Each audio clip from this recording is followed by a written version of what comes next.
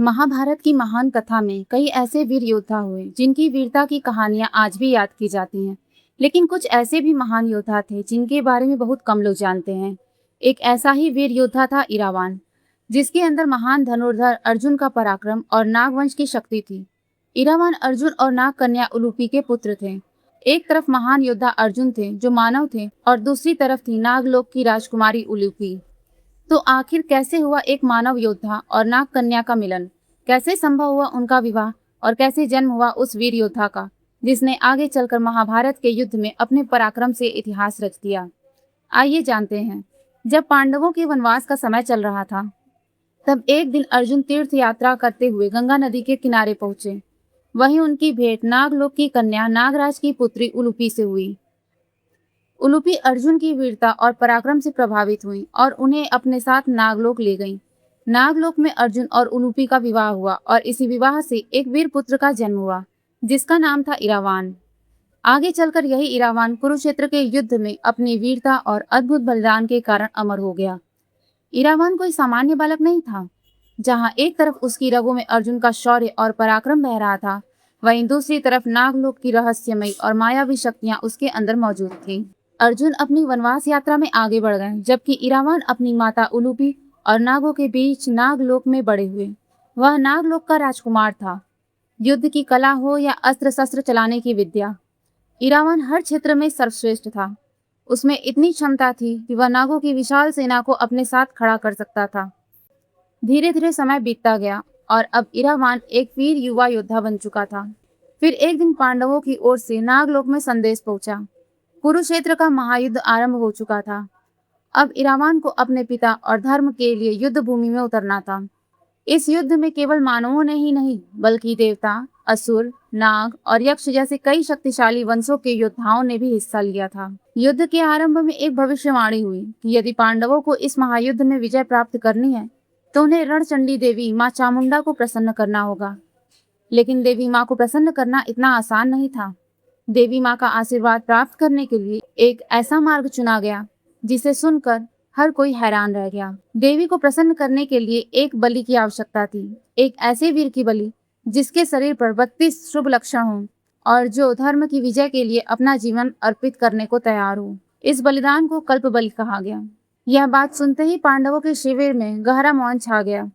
तो सभी के मन में एक ही प्रश्न था, आखिर इतना बड़ा बलिदान कौन देगा? तभी नागराज कुमार इरावान आगे आए और उन्होंने यह बलिदान देने का संकल्प लिया। लेकिन इरावान के मन में एक आखिरी इच्छा थी। वह मरने से पहले विवाह करना चाहते थे। अब समस्या यह थी कि कोई भी स्त्री ऐसे योद्धा से विवाह क्यों करेगी जिसका अगले ही दिन बलिदान के लिए शीश कटना तय था। आखिर कौन सी स्त्री विवाह के अगले दिन ही विधवा होना चाहेगी? जब इस विकट समस्या का समाधान किसी को नहीं मिला, तब ब्रह्मांड के रचयिता लीलाधर श्री कृष्ण आगे आए। उन्होंने एक अद्भुत लीला रची और इरावान की वधू बनने के लिए मोहिनी रूप धारण किया। एक रात के लिए भगवान श्री कृष्ण ने मोहिनी रूप धारण करके अपने भक्त इरावान की वधू का रूप धारण किया। विवाह की सारी रस्में पूरे विधि विधान के साथ संपन्न हुई। एक रात के लिए ही सही, इरावान को वैवाहिक जीवन का सुख प्राप्त हुआ। लेकिन अगले दिन प्रातःकाल जैसे ही सूर्योदय हुआ, इरावान ने अपना वचन निभाया और रणचंडी देवी माँ चामुंडा के चरणों में अपना शीश अर्पित कर दिया।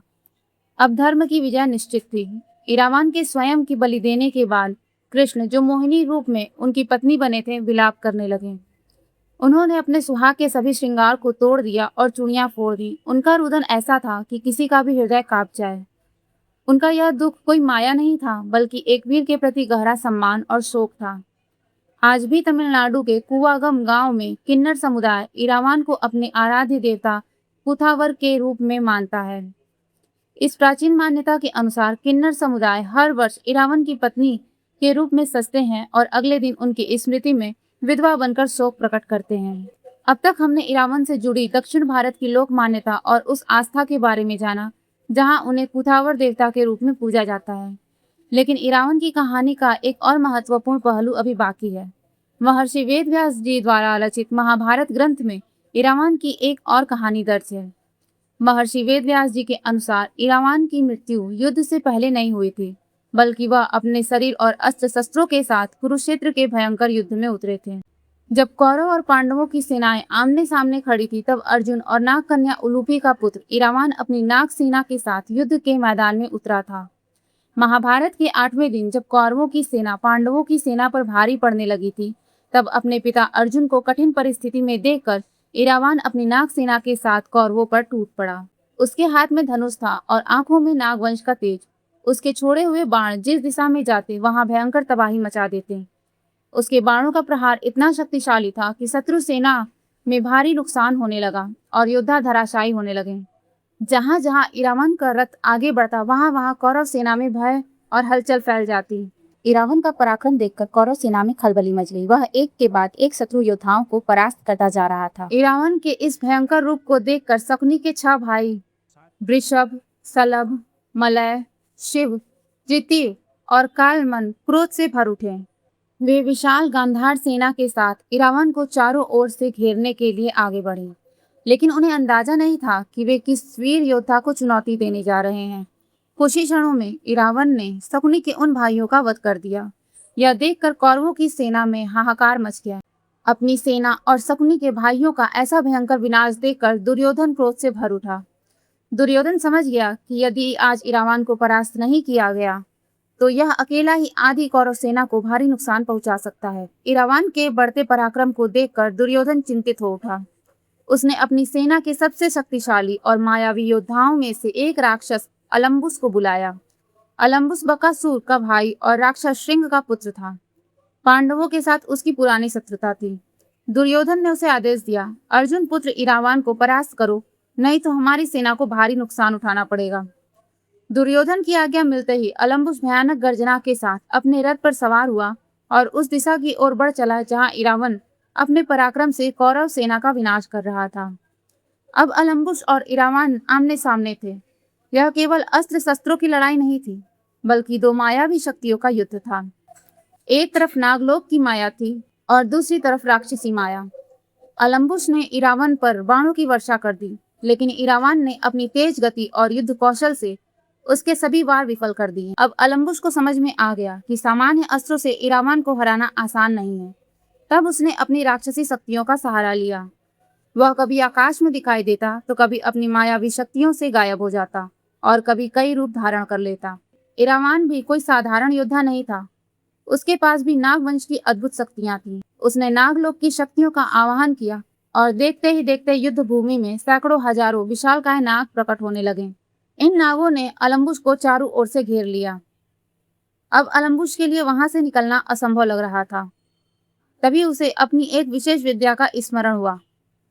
उसने अपनी मायावी शक्ति का प्रयोग किया और स्वयं को एक विशाल और शक्तिशाली गरुड़ के रूप में बदल लिया।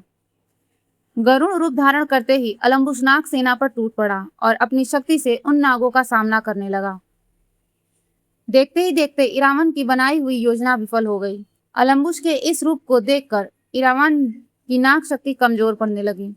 उसकी सबसे बड़ी चाल असफल हो गई और अपनी सेना का विनाश देखकर वह क्रोध से भर उठा। इसी अवसर का लाभ उठाकर अलम्बुस ने अपनी अगली चाल चली। वह अपने वास्तविक रूप में लौट आया और एक विशालकाय राक्षस के रूप में इरावन के सामने खड़ा हो गया। इससे पहले कि इरावन कोई और योजना बना पाता, अलम्बुस की तलवार ने उसका शीश शरीर से अलग कर दिया। इरावन वीर गति को प्राप्त हो गया। इरावन की मृत्यु के बाद पांडवों में क्रोध की ऐसी ज्वाला भड़की जो कौरवों के विनाश के बाद ही शांत हुई। इरावन की मृत्यु के बाद भीमपुत्र घटोत्कच ने उसी अलम्बुस को एक युद्ध में मौत के घाट उतार दिया और अपने भाई की मृत्यु का प्रतिशोध लिया। आज जब हम इरावन की इस कथा को देखते हैं तो हमें एहसास होता है कि महाभारत केवल पांडवों और कौरवों के बीच हुए युद्ध की कहानी नहीं है। यह उन अनगिनत वीर योद्धाओं के साहस, संघर्ष और बलिदान की भी गाथा है, जिन्होंने धर्म और अपने कर्तव्य के लिए अपना सब कुछ अर्पित कर दिया।